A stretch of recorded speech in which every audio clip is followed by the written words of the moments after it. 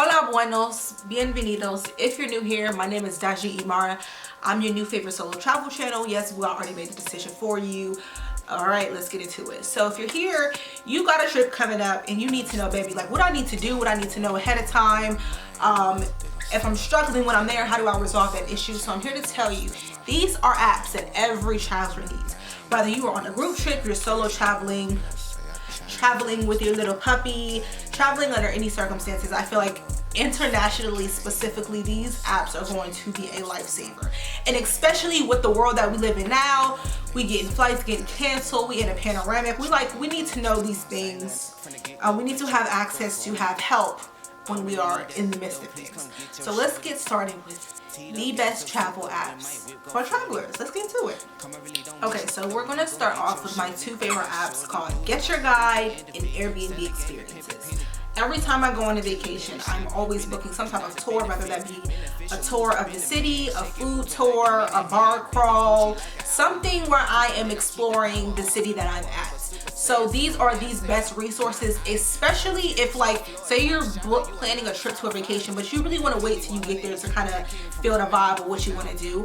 I booked tours on both of these apps within an hour before the tour started, or 24 hours. Like, these are super convenient if you don't want to be that person that has your day-to-day itinerary booked out forever.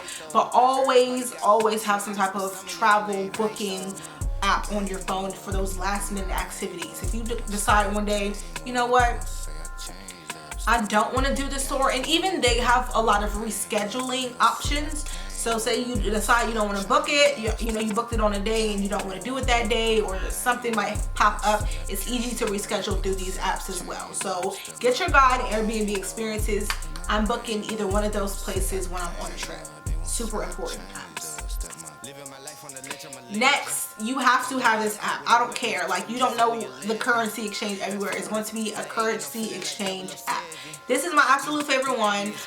It's super convenient and it works when my Wi-Fi is a bit iffy. Sometimes, Google ain't gonna be there for you, because if you're in a place where the service or the Wi-Fi is not that great, you might have issues, exchanging the currency. So I love this one for that reason. So if the internet on my phone or the Wi-Fi is acting up, I'm still able to check the currency exchange rates to make sure that I'm not spending money that I don't have, okay? Or getting scammed, whatever the case may be. But always, if you are not paying in your native currency or your local currency, and you have to figure out how much it costs, this is the best app to have because of that reason. Get it right now, okay?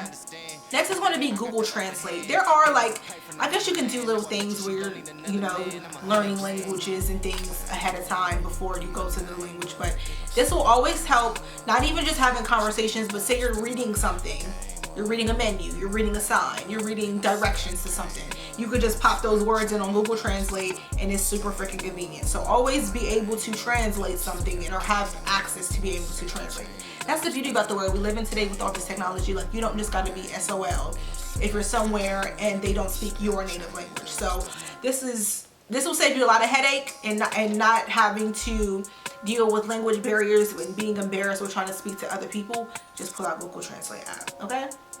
Next is going to be Google Maps. So there are different map apps, but Google Maps works best also because if your internet, your service, your Wi-Fi is not good, you can still get to where you need to go as long as you plugged it in prior to you leaving that area without internet. So Google Maps is my favorite because if I need to walk somewhere, I just put an AirPod in and just go where Google tells me to go. So if I'm going in other places where internet is risky, then I'm good to go and I don't have to be looking at my phone like, where I go. Just put an AirPod in and listen to Google Maps. It's perfect for those situations when you need to navigate to get somewhere.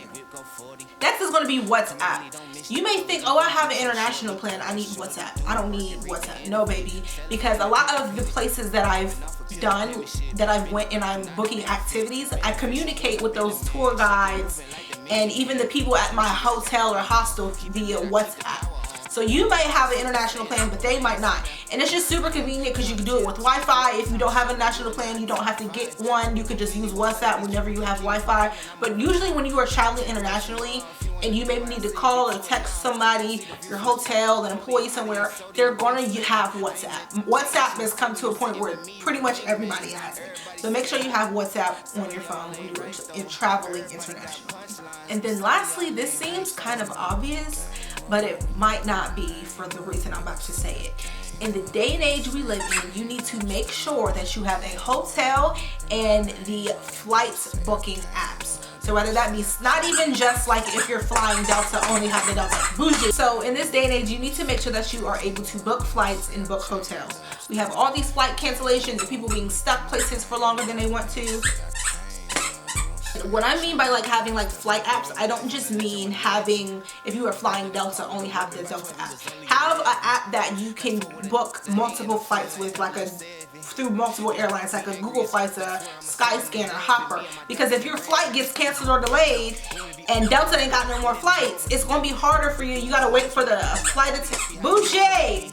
So like I was saying, if Delta cancels your flight and they ain't got no more Delta flights, you need to get on another flight, right? So it's best to not just have the app for the flight that you're taking, but where you can search multiple airlines. Same for hotels. If you have to get a hotel last minute because your flight is canceled, let me just check on the hotel app really quickly for tonight. Like, it's just much more accessible than trying to look through their whatever your internet server is, your Google Chrome or Safari, whatever the case may be. App is usually going to be much more faster, and apps usually have better deals than when you're checking on the desktop version. So always have a way where you can, if something goes down with your flight or hotel, you can easily find something else to book. Okay, that's best to do, and then worry about getting your money back later. But always be in a situation where you can find something, cancellation, you miss a flight, something you could book, so you could get your ass home or get to where you need to be. That's super important.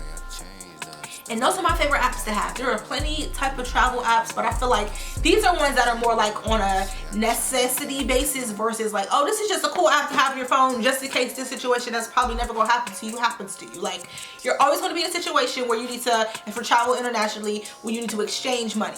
You're always going to be in a situation where you need to book a flight, book a hotel. You're always going to be in a situation where you need to translate something if it's not your language, or you need to get somewhere if you're walking to a restaurant and you don't know necessarily your streetways. Like, these are stuff that's going to happen on a trip one way or the other. So I'll make sure that all of these on your phone and they're not offloaded on your phone. So when you get to your destination, you're trying to unload it, but you ain't connected to the Wi-Fi, so now it's taking all day and now you ain't got nowhere to go. Like, stuff like that. So I hope this was helpful. I hope that you was much more prepared for your next trip. And I also made a video on how to plan your first solo trip. So if you haven't even gotten to that point, like you ain't even booked the flight yet, baby, go check that out, okay?